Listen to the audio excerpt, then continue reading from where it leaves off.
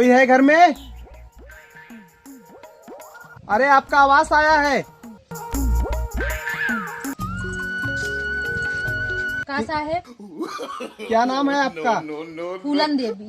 फूलन देवी आपका आवाज है, लेकिन सब कुछ मिलाना पड़ेगा। अरे साहब दाई देता बड़ा निक करता है ये मड़ई भाई आज 15 साल से। नाम फूलन देवी, उम्र? 22 साल। अरे सही उम्र बताओ तभी आवाज आएगा, नहीं तो नहीं आएगा। साहब 24 साल। मैं एक बार फिर बोल देता हूँ, सही उम्र बताओ तभी आवाज आएगा।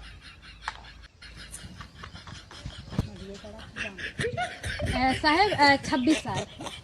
सही उम्र बताओ तभी आवाज आएगा, नहीं तो नहीं आएगा। हे नदी गाड़ू देवर को दा 26 साल के रहे, 26 साल के है, 26 साल के रहा।